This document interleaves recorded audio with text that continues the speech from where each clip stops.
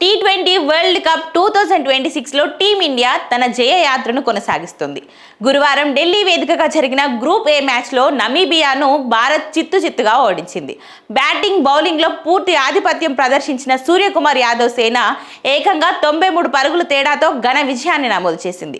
తొలుత బ్యాటింగ్ చేసిన భారత్ నిర్ణీత 20 ఓవర్లలో 9 వికెట్ల నష్టానికి 209 పరుగులు చేయగా నమీబియా కేవలం 116 పరుగులకే ఆల్అౌట్ అయిపోయింది.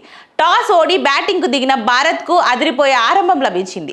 అనారోగ్యంతో బాధపడుతున్న రెగ్యులర్ ఓపెనర్ అభిషేక్ శర్మ స్థానంలో వచ్చిన సంజు శాంసన్ 22 పరుగులు చేయగానే త్వరగానే అవుట్ అయ్యారు. మరో ఎండ్లో ఇషాన్ కిషాన్ మాత్రం ఆకాశమే హద్దుగా చెలరేగాడు. కేవలం 24 బంతుల్లోనే 61 పరుగులు చేశాడు. 6 ఫోర్లు, 5 సిక్సర్లు కొట్టాడు. స్కోర్ బోర్డును పరుగులు పెట్టించాడు ఇషాన్ కిషాన్. ఇక మధ్యలో కాస్త తడబడిన చివర్లో హార్దిక్ పాండ్యా 52 పరుగులు చేశాడు. 28 బంతుల్లోనే 52 పరుగులు చేశాడు హార్దిక్. తనదైన శైలిలో బ్యాట్ జులిపించడంతో భారత్ 200 మార్కును దాటగలిగింది. ఇక 210 పరుగుల భారీ లక్ష్యంతో బరిలోకి దిగిన నమీబియా ఏ దశలోనూ పోటీ ఇవ్వలేకపోయింది.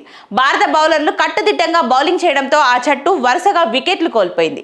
స్పిన్నర్లు వరుణ్ చక్రవర్తి తన 2 ఓవర్లలో కేవలం 7 పరుగులిచ్చి 3 కీలక వికెట్లు పడగొట్టి నమీబియా వెన్ను విరిచాడు.